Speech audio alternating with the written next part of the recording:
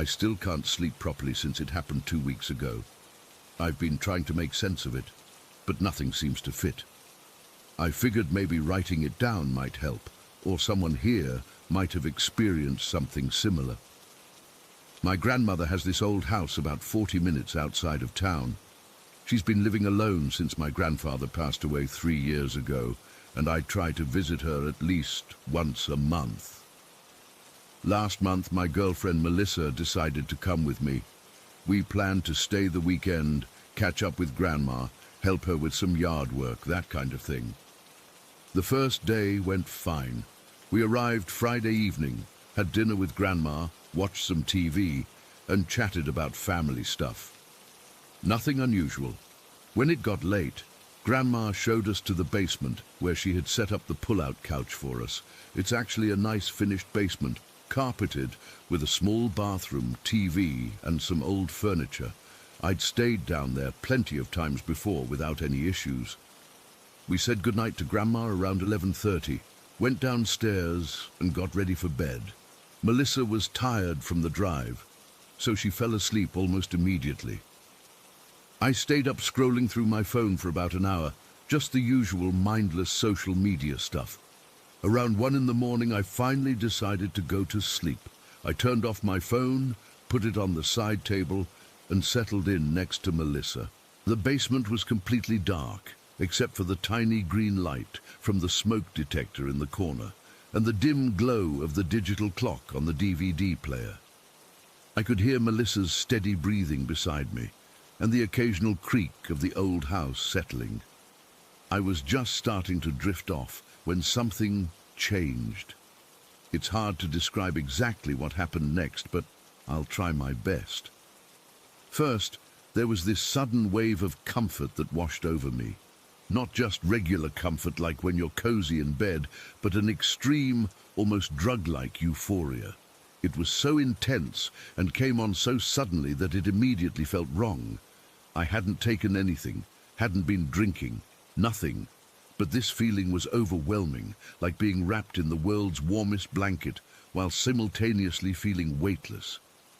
Then I noticed a sound in my left ear, a low-frequency humming that seemed to be coming from inside my head rather than from anywhere in the room. At the same time, there was a slow ringing in my right ear. The weird thing was, the faster the ringing became, the more relaxed I felt. The two sounds weren't in sync at all, but they seemed connected somehow. I remember thinking I should wake Melissa, but I couldn't move.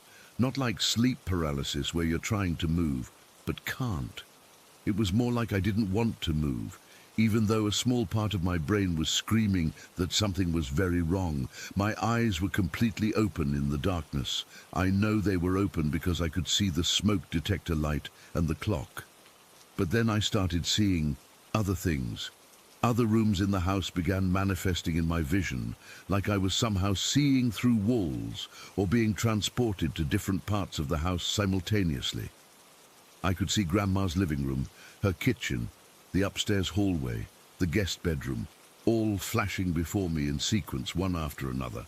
But the worst part was that in the center of each room was this figure. Not fully formed, more like a pale, faint, fuzzy silhouette. It wasn't moving, just standing there in each room I saw.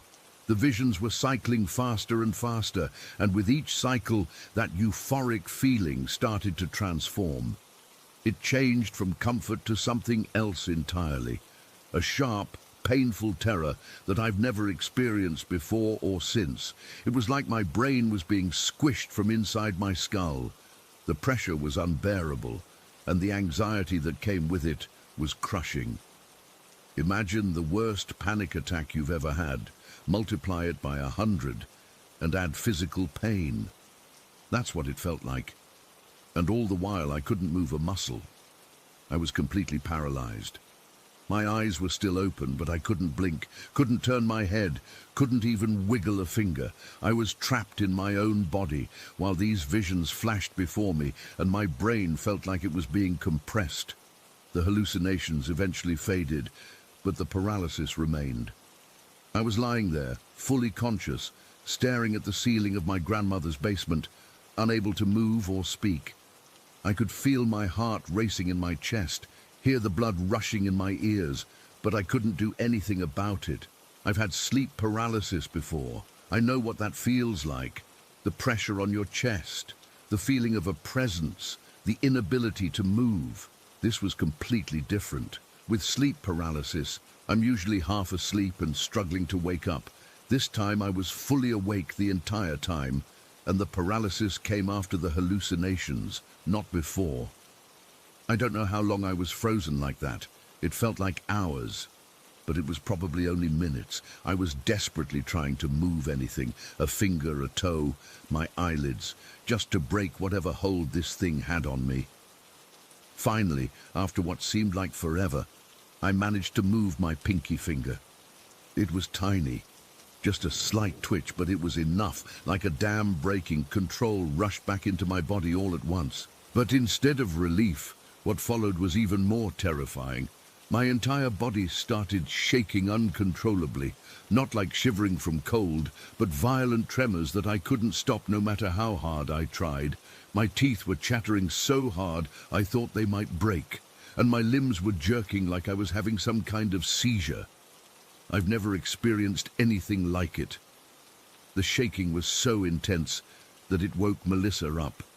She turned over, half asleep, and asked what was wrong. I couldn't even form coherent words at first. When I finally managed to speak, all I could say was, "We need to leave now." She was confused, obviously, and asked me what was happening. I couldn't explain it, partly because I didn't understand it myself, but mostly because I was terrified that talking about it might somehow bring it back. All I knew was that we needed to get out of that basement immediately. I told her I'd explain later, but right now we needed to go upstairs. She must have seen how frightened I was because she didn't argue. We grabbed our phones and went upstairs to the living room. I told her I'd had a bad dream and needed a change of scenery.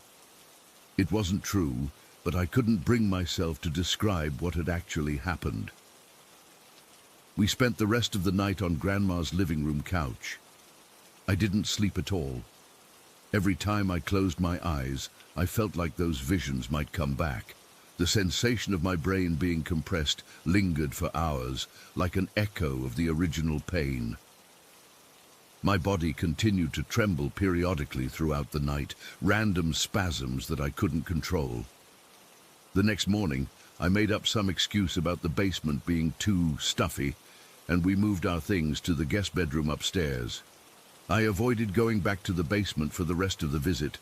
Melissa knew something was wrong, but I couldn't bring myself to tell her the full story until we were driving home on Sunday.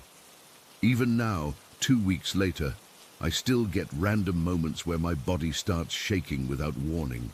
It's not as severe as that night, but it happens often enough to remind me that whatever happened wasn't just in my head. Sometimes I get that same pressure feeling in my skull, like my brain is being squeezed, though it's much milder now. I've tried researching what might have caused this. I don't do drugs, I rarely drink, and I have no history of schizophrenia or any other mental illness that might cause hallucinations. I don't believe in ghosts or demons or anything supernatural, but I'm struggling to find a rational explanation for what happened. Could it have been some kind of seizure, a weird combination of sleep paralysis and night terrors, some kind of gas leak in the basement that caused hallucinations?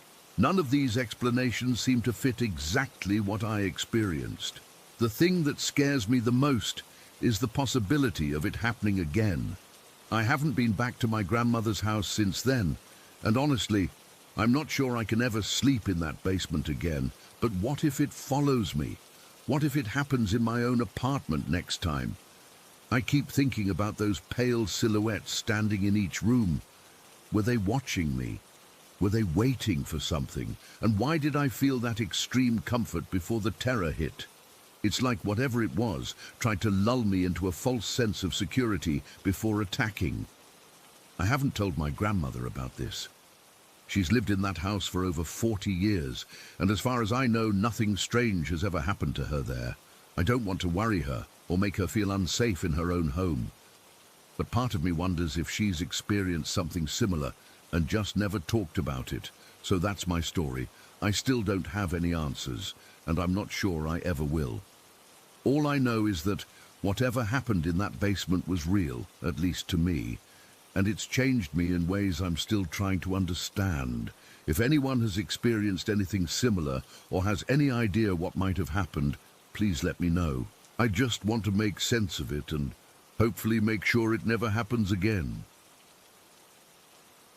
Story I still can't shake what happened at Buena Vista Park last summer. It's been almost a year, but I get goosebumps every time I think about it. So my family had come to visit me in San Francisco in July of 2021. I'd moved there for work about 6 months earlier and was still getting to know the city. My parents and little sister spent the day doing typical tourist stuff. Fisherman's Wharf, riding the cable cars, checking out the sea lions at Pier 39. By evening, they were wiped out and headed back to their hotel. But I wasn't ready to call it a night. I texted my 2 friends, Marcus and Ali, who lived nearby. We'd been talking about exploring Buena Vista Park for a while. It's this big circular park in Haight-Ashbury with tons of hiking trails winding through dense trees. The park sits on this big hill, around 500 feet high, and supposedly has amazing views of the city from the top. Since none of us had been there before, we figured why not check it out. We met up around 10:30 that night. I know nighttime probably wasn't the smartest choice for exploring an unfamiliar park, but we're in our early 20s and thought we were invincible. Plus, San Francisco's summer nights aren't that dark. There's usually fog reflecting the city lights back down. The park entrance seemed normal enough. There were street lamps along the perimeter and a few people walking their dogs or heading home. As we started up the main trail, the trees got thicker, blocking out most of the ambient light from the city. Marcus had a decent flashlight on his phone, so we weren't completely blind. But the darkness felt heavy around us.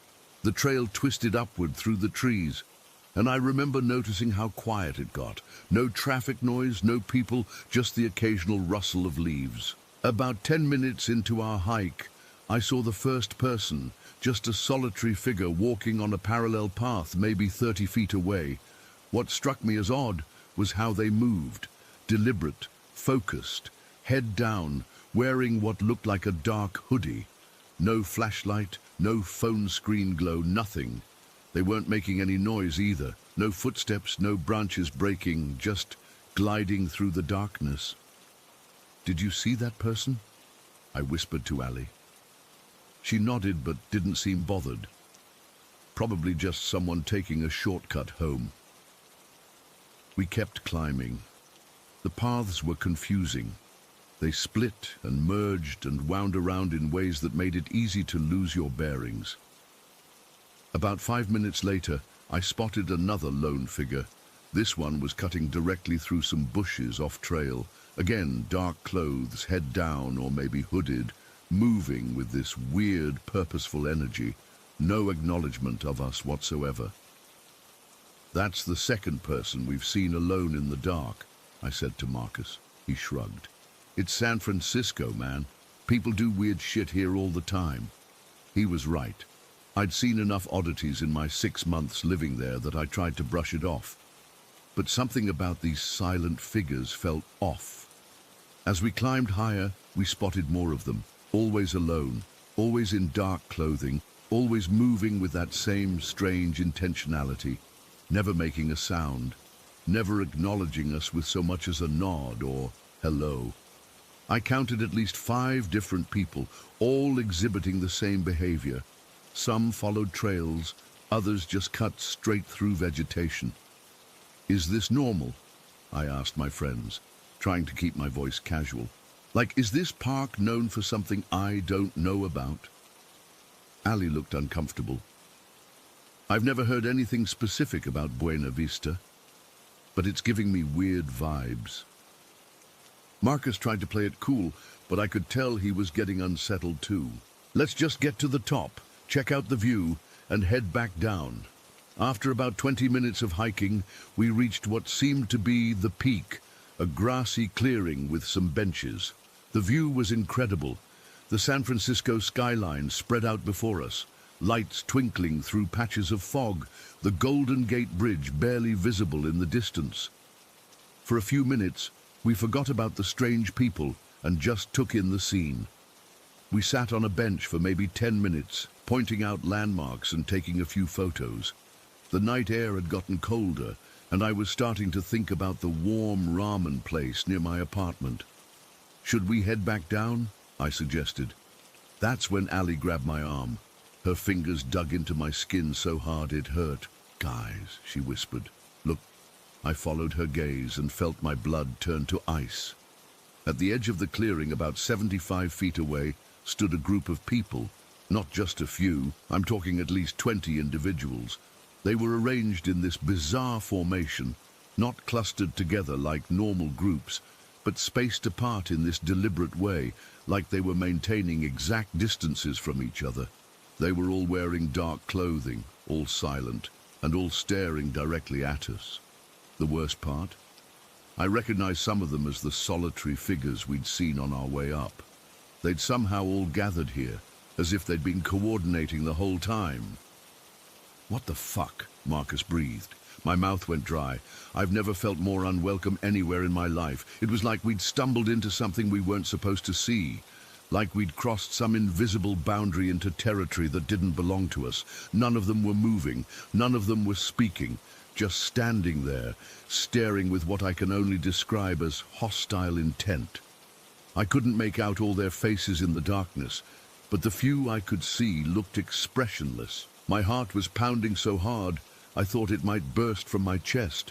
Every instinct screamed at me to run, but I knew that was the worst thing we could do. The only trail down that we knew of went right past where they were standing. "We need to leave," I whispered. "Now, but don't run, just walk normal."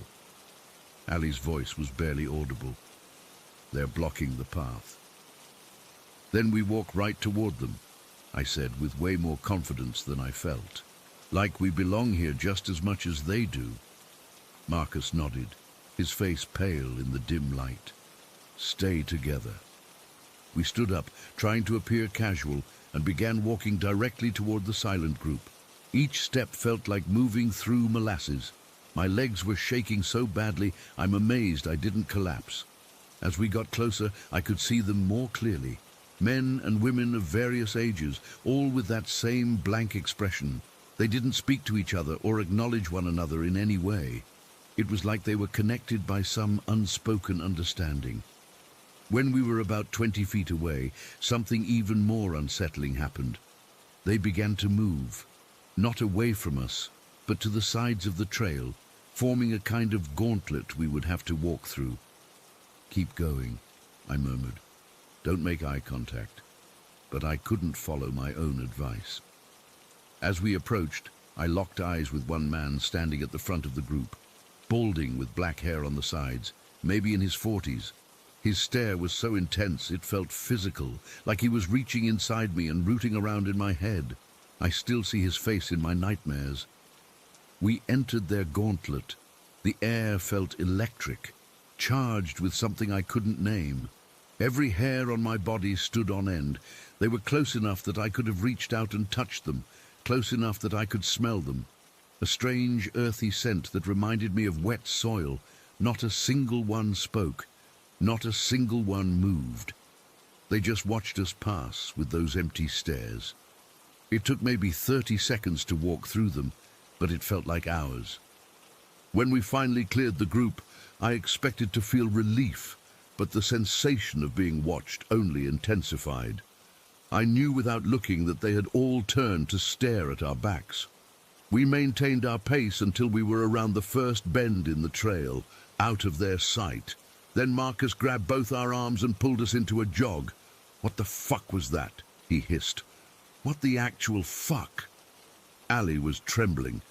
"Did you see how they just appeared, like they coordinated it somehow?" "No talking," I said. "Not until we're out of this park." We practically ran down the winding trails, taking wrong turns twice and having to backtrack. Every shadow made us jump. Every rustle in the bushes sounded like footsteps. I kept expecting to see those figures again, waiting for us around each bend. When we finally reached the street, we didn't stop. We kept walking at a brisk pace for several blocks before ducking into an all-night diner. We collapsed into a booth ordering coffee none of us would drink, just for the excuse to sit somewhere bright and public. That wasn't normal, Ali said, her voice still shaky. That wasn't just San Francisco weird, that was something else. Marcus had his phone out. I'm Googling Buena Vista Park right now. There's got to be something about this online. But there wasn't, or at least nothing that explained what we'd experienced.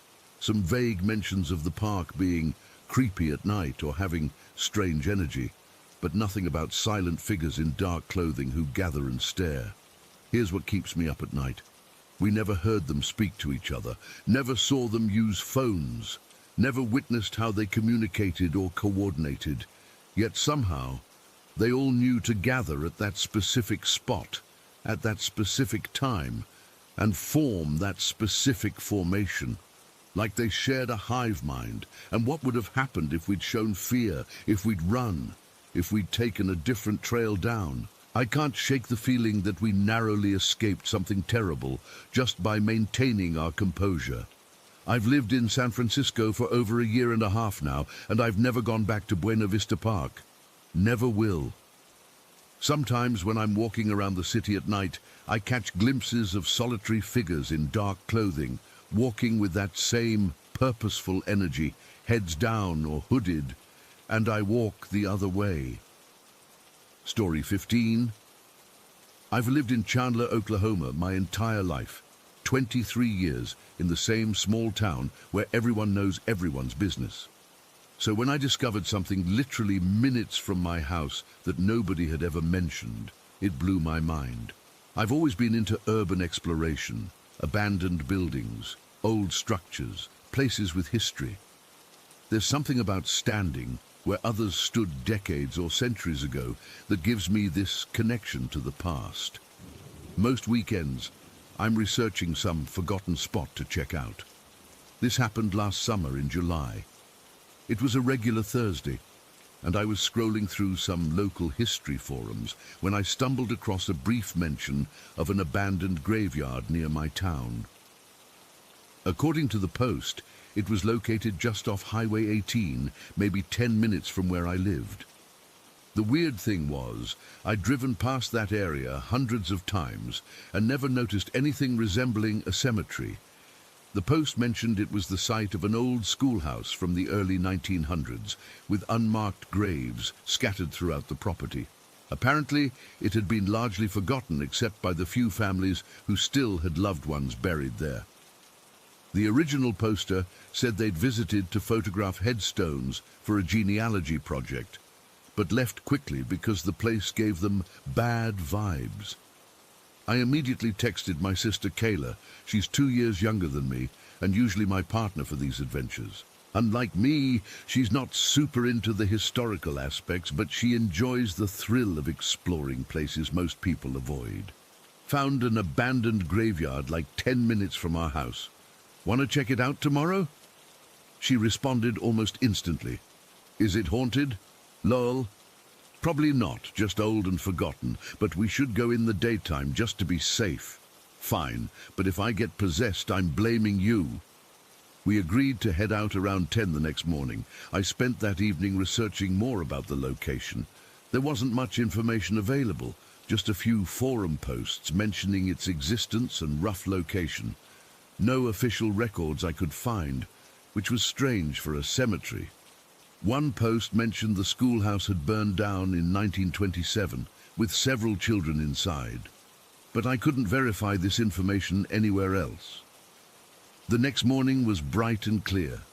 Perfect weather for exploring.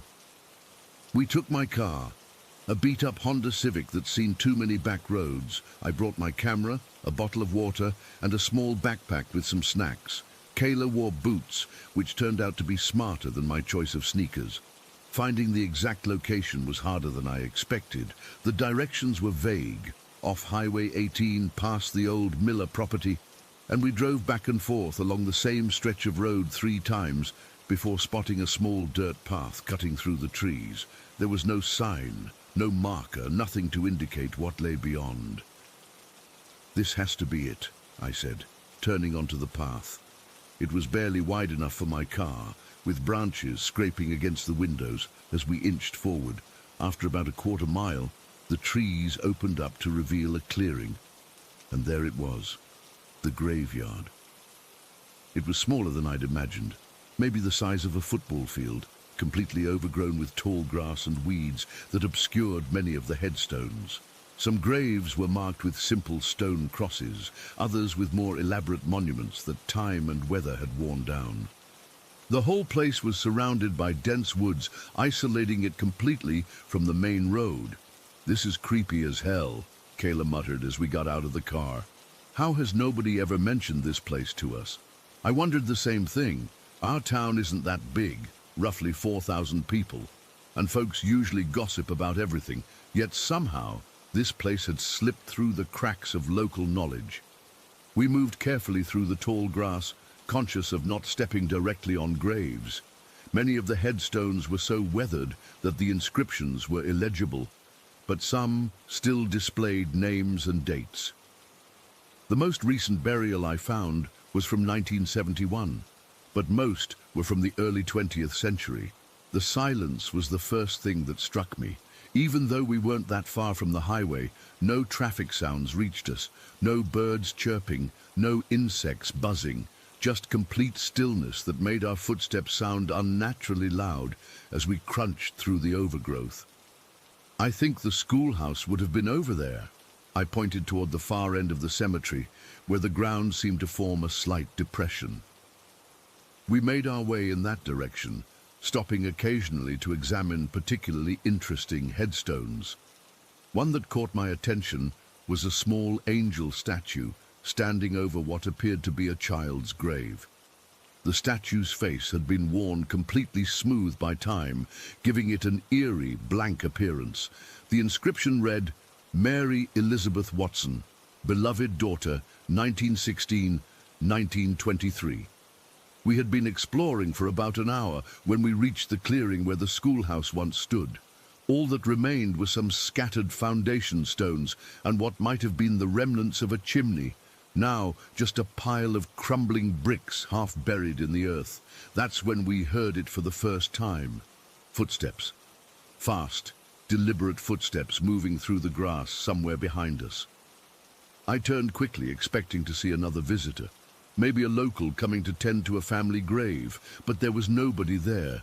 Just the empty graveyard stretching back toward our car, which was now barely visible through the tall grass. "Did you hear that?" I asked Kayla, whose expression told me she definitely had. "Probably just an animal," she said, but her voice had that tight quality it gets when she's trying to sound braver than she feels. I nodded, trying to convince myself she was right. A deer, maybe, or even a large rabbit moving through the underbrush.